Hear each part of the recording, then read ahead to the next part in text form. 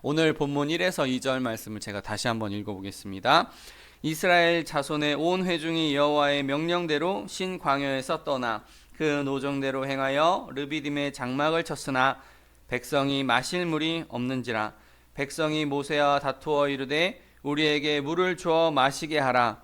모세가 그들에게 이르되 너희가 어찌하여 나와 다투느냐? 너희가 어찌하여 여호와를 시험하느냐? 제가 종종 광야길을 설명할 때에 자주 드리는 그런 말씀이 있어요. 제가 이스라엘에서 지저스 트레킹, 그러니까 미니 행군을 행할 때의 일입니다. 그 지저스 트레킹은 이스라엘에 있을 때 그 새벽마다 아침마다 그것을 행했습니다. 왜 그랬느냐? 물론 이스라엘이 광야는 아니지만 그래도 상당히 덥거든요. 가보시면 굉장히 바위가 많고 돌이 많고 우리처럼 이렇게 풀과 나무가 풍성하지가 않습니다. 그래서 그냥 이스라엘 땅에 가도 광야 같아요, 사실은. 그런데 그 이스라엘 땅을 걸어갈 때 새벽 시간, 아침 시간을 택한 이유가 12시 되면 정말 덥습니다. 제가 그것 때문에 가방에 2리터짜리 물 2통씩을 늘 가지고 다녔어요. 그러니까 일반적인 짐에다가 2리터짜리 물 2통을, 그러니까 4리터를 제가 더 가지고 다녔어요. 왜 그러냐면 수시로 가방에서 꺼내서 물을 건네서 팀원들에게 물을 줬어요. 탈진하지 말라고. 그런 기억이 나요. 그럼에도 불구하고 이제 이스라엘의 예루살렘 성, 그러니까 그 성을 지나갈 때는 곳곳에 경비 병력이 있어요. 총을 차고 있는 그런 경비 병력이 있습니다. 그래서 소요 사태가 발생할 수 있기 때문에 그 이스라엘 선교팀도 빠르게 지나갑니다. 그냥 빨리 그러니까 평소보다 더 빠른 걸음으로 가야 되는 거예요. 그런데 20대 그런 청년들이 코피가 막 툭툭 터져요. 그래서 수시로 화장실에서 제가 앞에서 또 그들의 상황을 지켜봤던 그런 경험이 있습니다. 그러니까 광야가 아니라 그냥 이스라엘도 그 정도 수준인데 정말 광야에서 걸어간다면 사람들은 얼마나 힘들었을까? 얼마나 더웠을까? 얼마나 목말랐을까? 그것들을 생각해 보게 되는 것입니다. 그래서 본문 1절을 보면 여호와의 명령대로 신 광야를 떠나 그 노정대로 행했다라고 하는데요. 우리가 이걸 한번 생각해 볼 수 있어야 돼요. 하나님의 명령이 아니면 광야에 갈 수 있겠습니까? 저는 어렵다고 봐요. 내가 일부러 뭐 극기 체험 훈련한다고 고생을 사서 하는 사람이 아니라면 하나님의 명령이 아니면 광야에 갈 수가 없는 것입니다. 그리고 그 노정대로 행했다라고 하면 그 길이 하나님이 정해주신 길이라는 거예요. 하나님이 인도하시는 길이라는 것입니다. 그런데 어려운 일을 만납니까? 안 만납니까? 만납니다. 아니, 하나님이 인도 안 해주시는 길이 아니라 하나님이 인도해 주시는 길이라니까요. 그런데 하나님이 인도하시는 그 길 가운데도 엄청난 목마름이 있고 엄청난 배고픔이 있을 수 있다는 겁니다. 그래서 우리는 하나님이 인도하시는 길도 때로 고난이 있고 그 고난을 통해서 우리가 한 걸음 더 성숙하고 성장할 수 있구나, 이것을 기억해야 하는 것입니다. 그리고 이 말씀 중에 떠나라는 말이 있습니다. 떠나. 그러니까 번역됐기 때문에 우리가 이 말의 원 뉘앙스를 알 수가 없는데요. 이것은 말뚝을 뽑다라는 말입니다. 말뚝을 뽑다. 한마디로 말하면 이삿짐을 싸다, 보따리짐을 싸다, 그러면 곧 이동하겠구나, 이런 것을 알듯이 말뚝을 뽑는 행위입니다. 이 작은 떠나라고 하는 이 작은 단어를 통해서 그들의 어깨에 그들의 어떤 노새, 어떤 말, 이런 것들에 이삿짐이 가득 실려 있다는 것을 상상해 볼 수가 있습니다. 그러니까 이스라엘 백성들의 이 행군, 또 이 어떠한 이동이 얼마나 힘들었느냐. 이삿짐 센터에서 그렇게 잠깐 하루 왔다 갔다 하는 것도 너무나 힘든데 이들의 어깨에, 이들의 짐승의 어깨에, 이들의 자녀의 손에 무언가 들려 있다는 것입니다. 날은 덥고 짐은 무겁고 수많은 사람들 때문에 빨리 나가지도 못하는 그런 어려움이 있었다는 거죠. 그런데 그 어려움 중에 도착한 곳이 르비딤이라는 곳입니다. 르비딤. 이 르비딤의 뜻은 쉬다, 회복하다라는 뜻이에요. 그러니까 우리가 오아시스 그러면 와, 사막 한가운데에 정말 귀하게 먹을 수 있는 그 물, 이렇게 이미지가 확 떠오르듯이 르비딤은 오아시스와 같은 그런 쉼과 회복을 담고 있거든요. 그런데 이 르비딤에 도착했는데 문제가 무엇입니까? 바로 물이 없다는 것입니다. 어떻게 보면 약간 배신감이 느껴질 수도 있고 허탈할 수도 있겠죠. 그럼 왜 물이 없었을까? 첫 번째는 가뭄이 와서 그 물이 다 말라버렸을 가능성이 있습니다. 두 번째는 워낙 많은 수가 있기 때문에 이 사람들, 이 짐승들이 다 먹기에는 턱없이 부족한 거예요. 이러한 상황에 맞이하니까 이스라엘 백성들이 모세와 다투었다라고 쓰여 있습니다. 모세와 다투었다. 우리가 어떠한 그 격투 시합이나 권투 같은 거를 제가 즐겨보는 건 아니지만 대충 이렇게 보면 대등한 체급에서 싸우잖아요. 다투다라는 말은 대등한 몸무게, 대등한 체격 이런 거를 가지고 누가 챔피언인가를 최대한 공평하게 대등한 입장에서 이렇게 하는 것처럼 보이지만 이 모세가 원래는 대등할 수 없죠. 모세는 지도자고 백성은 그냥 백성인데 사실은 이 백성이 모세와 다투다는 것은 어쩌게 보면 백성이 위에 있는 것처럼 보여져요. 그런 상황이 있는데 왜 그러냐면은 격렬히 육체적으로 부딪히다라는 뜻이거든요. 이 다투다라는 뜻이. 그러니까 이제 곧 돌로 치려고 하는 상황입니다. 자, 그래서 이러한 태도가 있는데 우리가 이러한 상황을 볼 때 우리가 살면서 늘 좋은 일만 있으면 너무 좋겠지만 때로는 그렇지 않은 상황도 발생할 수 있다는 거죠. 정말 황당하고 어이없는 일도 만날 수가 있다는 것입니다. 그러면 세상 사람들은 그냥 다 울고 웃죠. 그냥 울고 웃습니다. 그런데 신앙인들은 조금 더 나은 표현이 있는데 기도 제목이 생겼어. 기도 제목이 들어졌어. 이게 좀 나은 표현이죠. 성숙한 표현이죠. 그런데 사실 별반 차이가 없다. 기도 제목 생겼어. 막 마음에 이렇게 답답함이 생기는 건. 와, 기도 제목이 이루어졌어. 이것도 어찌 보면 세상 사람들의 울고 웃는 모습이랑 거의 대등하게 보일 수도 있습니다. 그래서 우리는 어떠한 태도를 가져야 하느냐? 큰 환난에도 불구하고 성숙한 태도, 평안함을 유지하는 그런 마음이 필요해요. 이렇게만 말씀드리면 와닿지를 않으니까 제가 그런 사건을 좀 말씀을 드릴게요. 몇 년 전의 일입니다. 몇 년 전에 교회를 이제 살펴보다가 당한 일인데 제가 당한 일은 아니고 교회에 비가 샜어요. 비가 많이 오니까 교회 천장에서 비가 새는 거예요. 근데 양동이를 계속 거기다가 빗물이 떨어진다고 해서 똑똑 하는 그걸 계속 할 수가 없잖아요. 교회에 책임 있는 장로님이 오셔가지고 그 공간을 살펴보기 시작했어요. 여기 비가 새는구나. 우리 한번 거기 올라가 봅시다. 그러면 교회가 이렇게 천장이 있지만 천장 위에 공간이 있어요. 이 장로님이 이제 관리 집사님이랑 그 위를 올라가 보신 거예요. 올라가 보시다가 연약한 집안을 밟으셔가지고 떨어지셨어요. 근데 저희 교회만한 이렇게 한 2m 정도 되는 2, 3m 정도 되는 이런 낮은 천장이었다면 상관이 없는데 그 교회 천장은 대략 한 7, 8m 정도 되는 높이입니다. 그런데 저도 정말 아찔한 게 제가 문에 있었어요. 문에 걸터 있으니까 문 이렇게 위에 공간이 막아져 있잖아요. 근데 먼지 같은 게 우수수 떨어지는 거예요. 그래서 뭐지 하면서 이렇게 피했는데 갑자기 그때 제 앞으로 사람이 훅 떨어진 겁니다. 장로님이 떨어진 거예요. 그냥 너무 놀라가지고 잠깐 장로님 살핀 다음에 사무실로 내려가서 119에 신고해달라고 하고 그 다음에 담임 목사님께 보고해달라고 하고 그리고 나서 119를 막 15분 정도 이렇게 기다렸던 기억이 나요. 그런데 이 장로님은요, 이제 은퇴 장로님이시지만 그 당시에 수석 장로님이셨어요.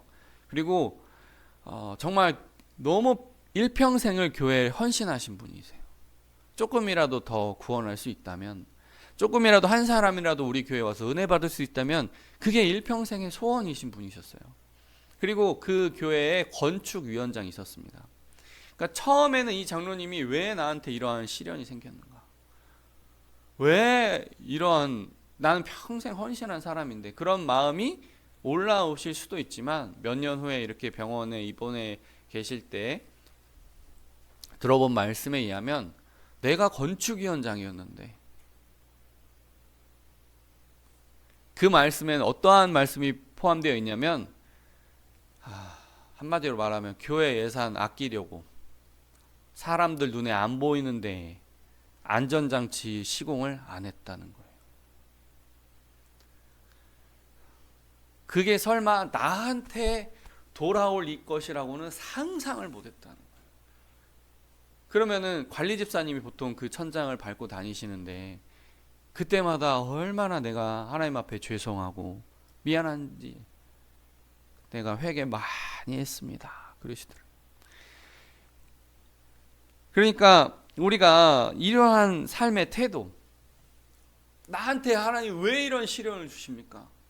내가 무슨 잘못이 있어가지고 내가 하나님 앞에 뭐 잘못한 게 있습니까? 라고 분내고 화내는 것이 아니라 일정한 태도가 좋다는 거예요. 어려운 일을 만나도 주님 뜻이었습니다. 주님, 제가 죄송합니다. 기쁜 일을 만나도 하나님께서 주신 영광입니다. 감사합니다. 그런 겸손한 태도, 그것이 우리에게 정말 필요하다는 것입니다. 이어지는 본문 3에서 4절. 거기서 백성이 목말라 물을 찾음에 그들이 모세에게 대하여 원망하여 이르되, 당신이 어찌하여 우리를 애굽에서 인도해 내어서 우리와 우리 자녀와 우리 가축이 목말라 죽게 하느냐? 모세가 여호와께 부르짖어 이르되, 내가 이 백성에게 어떻게 하리이까? 그들이 조금 있으면 내게 돌을 던지겠나이다. 자, 모세가 하나님께 절규하죠. 그냥 단순히 울부짖었다가 아니라, 소리만 높였다는 게 아니라 급히 구원을 요청하는 기도를 드렸다는 것을 볼 수가 있어요. 자, 그런데 백성의 입장에서는 모세의 말을 들은 거죠. 너희가 어찌하여 하나님과 다투느냐, 어찌하여 하나님과 시험하느냐, 하나님을 시험하느냐, 이런 말씀을 하고 있어요. 그런데 왜 그러냐면, 이 이스라엘 백성들은 얼마 전까지 애굽에서 나오면서 은금 폐물 받고 옷 받고 원하는 거 다 받은 다음에 그 홍해를 건너면서 자기들은 마른 땅으로 건너고 그 애굽의 군대는 다 홍해에 수장되는 것을 보고 다 찬송하고 그 모든 일을 다 겪었단 말이에요. 그런데 이 백성이 막 이렇게 극도로 흥분해서 이러한 돌을 치려고 하는 행위를 하려고 하는데, 이 행위는 사실은 우리가 스데반 집사님의 순교의 장면과 비슷해요. 그러니까 공개 처형의 형태입니다. 그러니까 단순히 화가 나가지고 그냥 옆에 있는 거 주워가지고 막 몇 개 던지고 마는 그런 게 아니라, 고발자 또는 사건의 목격자가 그 가해자라고 여겨지는, 죄인이라고 여겨지는 사람 그 머리에 손을 얹어서 너에게 죄가 있다는 것을 선언하고, 그냥 성 안에서 살인이 벌어지면 안 되니까 성 밖으로 끌어내서 그때 공개 처형을 돌로 막 던지면서 공개 처형을 하는 것입니다. 아니 근데 모세가 그만큼 죄를 진 건 아니잖아요. 참 이러한 행동이 나오고 있는데, 우리가 정말 그 감사를 잊어버린다는 것이 얼마나 불행한 일인가를 한번 생각해 봐야 돼요. 우리가 일상에서 살아가면서 내게 주어지는 감사를 잃어버리는 것이 얼마나 불행한가. 성경에서도 그 한센병 걸린 사람들 10명이 찾아와서 예수님 앞에 치료해 달라고 부탁을 합니다. 예수님, 가라, 치료될 것이다, 가라. 10명 다 치료됐지만 9명은 그냥 자기 길로 떠나가 버리고, 오직 사마리아 사람 한 사람만 예수님께 찾아와서 감사하다고 감사를 표현해요. 이 예수님이 그 사마리아 사람 한 사람을 향해서 뭐라고 말합니까? 내 믿음이 너를 구원하였다. 그러니까 9명의 사람은요, 병에 걸렸다가 병을 나은 거예요. 그냥 환자였다가 일반인이 된 겁니다. 본인들은 거기에서 뭐 어떠한 뭐 다른 감사를 표현하진 않았어요.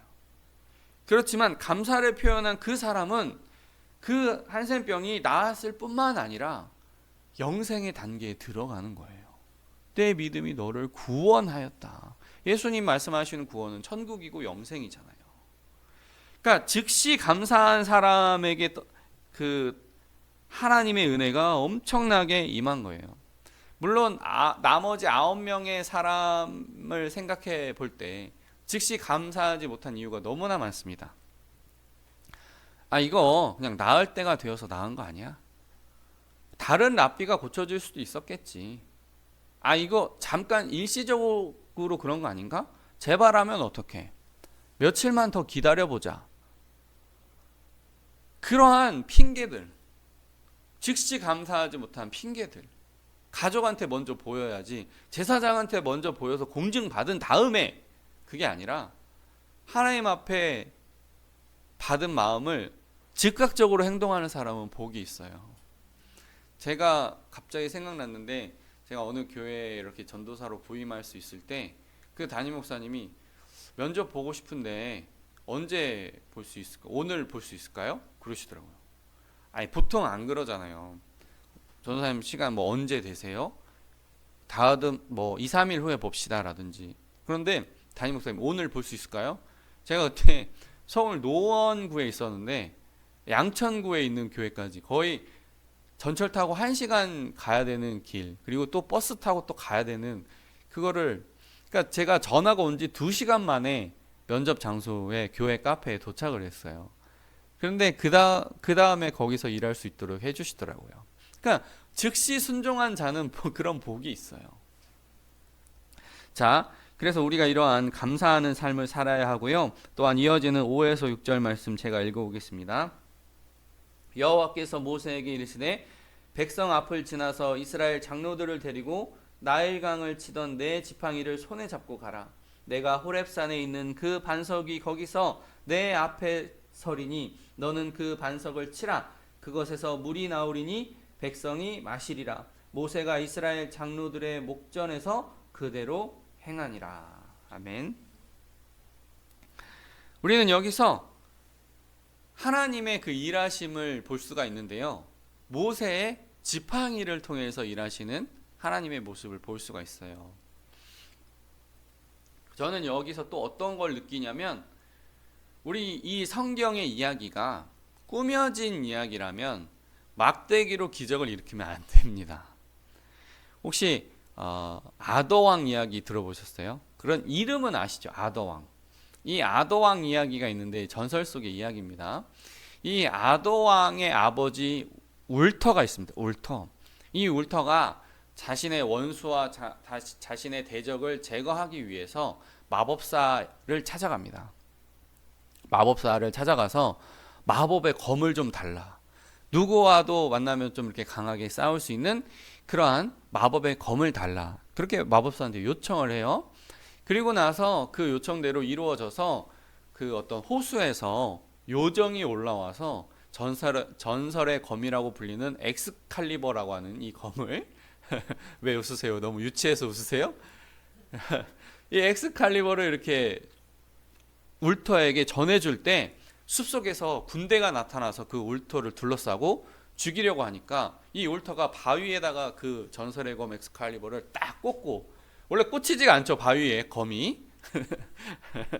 그 엑스칼리버를 그 바위에다가 딱 꽂고 죽어요, 자기는. 그 순간 너무 절체절명의 위기의 순간이었기 때문에. 그런데 그 울터의 아들이었던 그 아더 왕이니까 뭐 아더겠죠. 이 아더가 18년 후에 이 전설의 검 엑스칼리버를 뽑아요. 그 전에 어떠한 기사도 뽑지 못했던 것을 아더가 뽑게 되니까 왕으로 추대가 되고 이제 대적을 물리친다는 이야기입니다. 그러니까 이게 성경의 이야기가 꾸며낸 이야기라면 엑스칼리버 정도는 가지고 모세가 이렇게 확 휘둘러야 되는 거예요.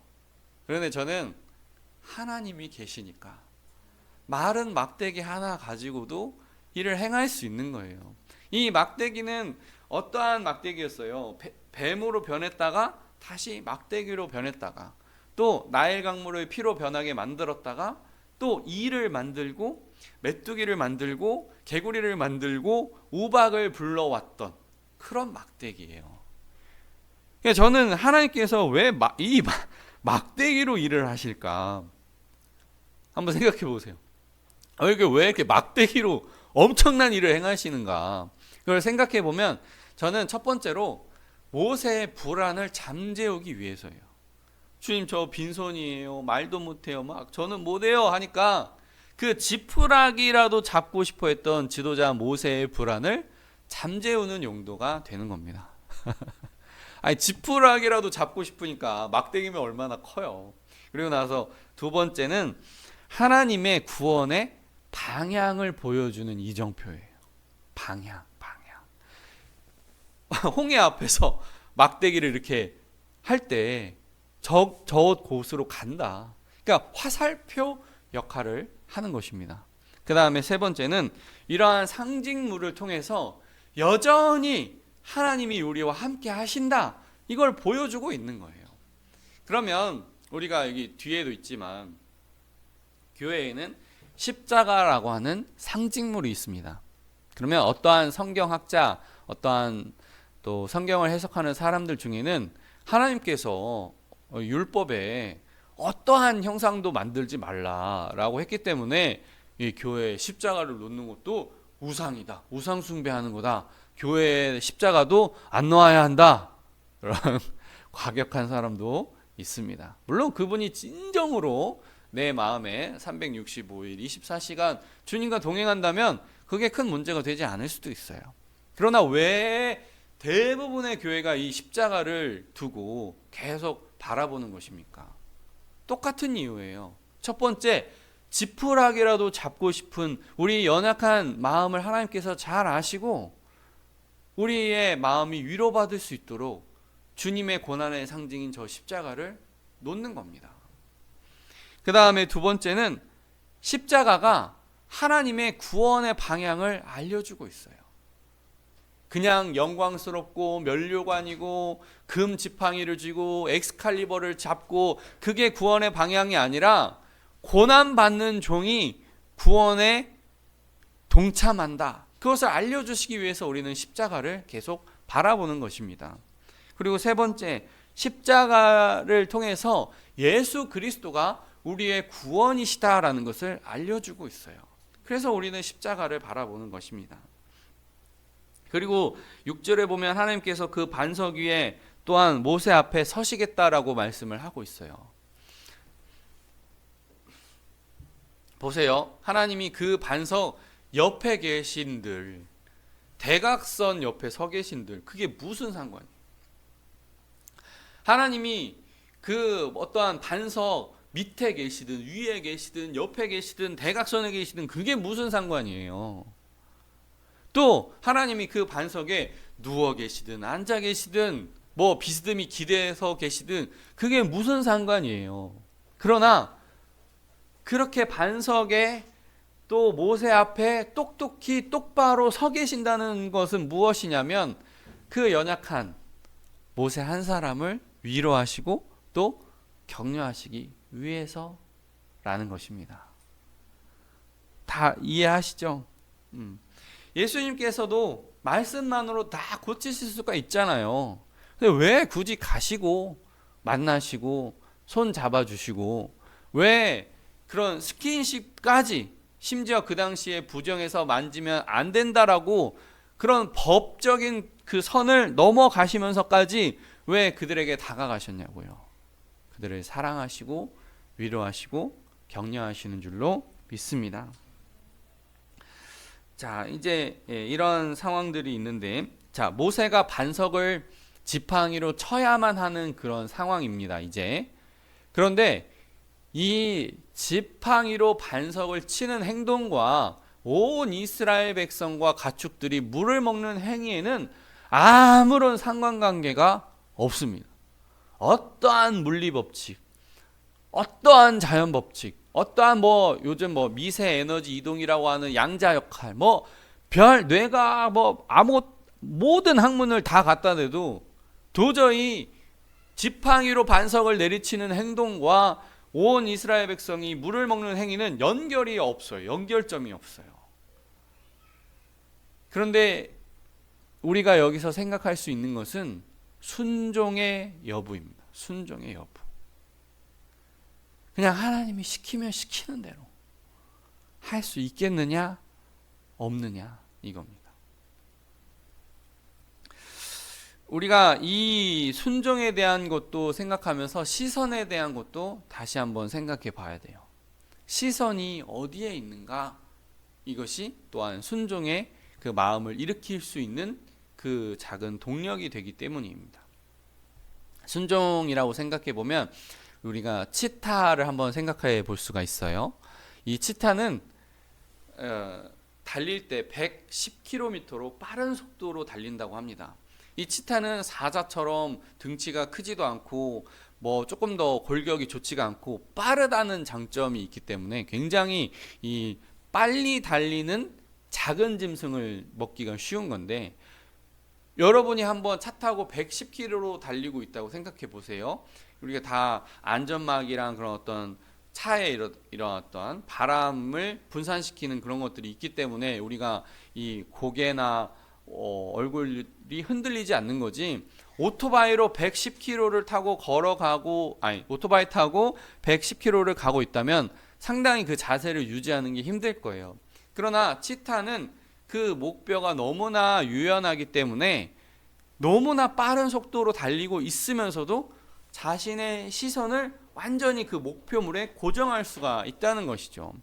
그래서 우리도 그 시선을 주목해야 한다고 생각해요. 하나님을 주목해서 바라볼 수가 있어야만 우리가 그 순종과 우리가 그 순종과 믿음의 단계로 나아갈 수가 있는 것입니다. 이어지는 7절 말씀을 제가 읽어보겠습니다. 그가 그곳 이름을 마사 또는 무리바라 불렀으니 이는 이스라엘 자손이 다투었으며 또는 그들이 여호와를 시험하여 이르기를 여호와께서 우리 중에 계신가 안 계신가 하였음이더라. 우리는 여기서 시험이라는 단어를 temptation, test, prove 이런 영어 단어로 이해해 볼 수가 있습니다. 이것은 어떠한 마음의 상태를 알아보는, 그 마음이 동요하지 않는 걸 알아보는 어떤 유혹이나 아니면 실력과 능력이 있는지를 검증하는 테스트나 아니면 모든 여러 사람 앞에 이렇게 재판처럼 드러내는 그런 입증이나 이러한 문제들이 있는데, 우리가 이것을 한번 생각해 볼 수가 있어야 돼요. 시험에 대해서, 테스트에 대해서, 프로브에 대해서 한번 생각해 볼 수가 있어야 돼요. 우리가 시험을 하는 사람과 시험 문제를 내는 사람과 시험을 받는 사람이 정해져 있습니다. 학생이 있고 선생님이 있는데 선생님이 학생에게 시험 문제를 내는 거지 학생이 선생님에게 시험 문제를 내는 것이 아닙니다. 만약에 아이스링크장에서 한 두세 달 동안 이렇게 아이스링크 그것을 경험한 학생이 김연아 선수를 채점한다고 하면 우스꽝스러운 일이듯이, 또 고3 수험생이 자기 수능 성적을 가지고 불만스럽다고 해서 사회 전체를 부정하고 막 난동을 부리면 안 되는 것처럼 시험은 하나님이 자기 백성에게 내는 것이지 이 백성이 하나님께 내는 것이 아니라는 것입니다. 그러니까 이 참된 주인이 누구인가 이거를 망각하고 아무렇게나 행동하고 있는 이스라엘 백성이라는 것을 알 수가 있습니다. 자, 우리가 이 어떠한 시험, 또한 판단 이런 단어를 보니까 이제 다가올 또 선거도 생각하게 돼요. 저는 항상 이 정치에 대해서 강단에서 말씀을 드릴 때 좌로나 우로나 치우치지 말라라는 말씀이 가장 좋은 거라고 생각을 해요. 교회는 이당 저당이 아니라 예배당 그런 것처럼 우리는 뭐 정치적인 좌우를 가리는 사람들이 되면은 안 되지만은 우리가 이 투표를 앞두고 내가 투표를 통해서 누구를 심판한다 이런 마음은 성경적인 마음가짐은 아니라는 생각이 들었어요. 내가 이 투표를 가지고 너를 심판하리라, 내가 이 투표 행동을 통해서 너도 심판하리라, 이런 마음은 내가 세상의 주인이라는 마음으로 이렇게 교만하게 올라오는 거라는 생각이 들었어요. 우리는 또한 이 대한민국을 사랑하는 민주 시민이기도 하지만 먼저는 하나님 나라의 시민이라는 마음을 가져야 합니다. 그래서 우리는 이 민주 시민이라는 것보다 이 하나님 나라 백성이다라는 것에 더 집중하고 더 그것을 느껴야 하는데, 그것은 하나님이 온 땅의 주인이라는 것을 명확히 알고 확신할 때 가능한 거예요. 우리가 뭐 어떠한 정치적인 뉴스로 스트레스를 받거나 뭐 어떠한 일 때문에 분노하거나, 그것보다 더 중요한 것은 하나님께서 우리의 삶을 책임지시고 하나님이 이 나라를 사랑해 주시면 어떻게든지 더 진행되고 역사적으로 흘러갈 수 있다는 것을 믿어야 합니다. 우리가 그렇기 때문에 이러한 저런 뉴스나 상황보다 시선이 더 중요한데요. 멜론에 보시면은 역대 CCM 베스트 탑 10 안에 시선이라는 찬양이 있습니다. 참 의미가 있더라고요. 역대 CCM 베스트 10 안에 7위에 있는 것이 시선이라는 찬양이에요. 제가 잠깐 불러보겠습니다. 내게로부터 눈을 들어 주를 보기 시작할 때 주의 일을 보겠네. 내 작은 마음 돌이키사 하늘에 꿈꾸게 하네. 주님을 볼 때 성령이 나를 변화시켜 모든 두려움 사라질 때 주의 일을 보겠네. 황폐한 땅 한가운데서 주님 마음 알게 되리. 주님을 볼 때 모든 시선을 주님께 드리고 살아계신 하나님을 느낄 때 내 삶은 주의 역사가 되고 하나님이 일하기 시작하네.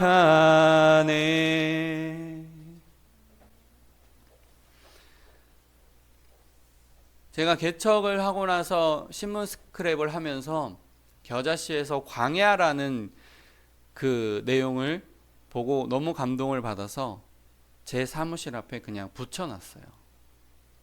광야에서 할 일은 하나님의 말씀을 귀 기울여 듣는 것이라는 것입니다. 제가 개척을 해서 이렇게 사역을 하고 있지만 때로는 만족스럽지 못한 상황도 있고, 더 때로는 좀 성장하거나 열매를 맺는 것에 있어서 완벽하게 이렇게 만족스럽지 못할 때가 있지만, 그렇지만 정말 기쁘고 감사한 것이 무엇인가라는 걸 생각해 봤을 때, 제가 부교역자를 할 때는 이건 아닌데, 이건 이렇게 하면 안 되는데 라는 생각은 있으면서도 몸은 여전히 그 체제와 조직 안에서 움직여지고 있는 저의 모습을 발견할 때는 때로는 좀 답답한 면이 있었어요. 이건 아닌데, 교회가 이렇게 하면 안 되는데 라고 머리는 알지만 어떠한 조직과 체제 안에 속해서 내 삶을 안정적으로 끌어가는 것에 더 이렇게 마음이 조금이라도 더 갔기 때문에 그 체제 안에서 저를 유지시키고 어떻게든지 그 자리를 앉아 있으려고 했다면, 지금은 제가 올바르다고 생각하는 대로 걸어가 볼 수 있다는 거죠. 개척을 해보니까 내가 올바르지 않다라고 생각하고 판단했던 그것을 안 해도 된다는 점이 가장 큰 장점이더라고요. 내가 옳다고 생각하는 그 방향대로 걸어가 볼 수 있다는 것. 그거는 너무나 큰 축복이고 감사라는 것을 깨닫습니다. 그래서 저와 여러분이 그런 길을 같이 걸어가 봤으면 좋겠어요. 한국교회 이게 문제야.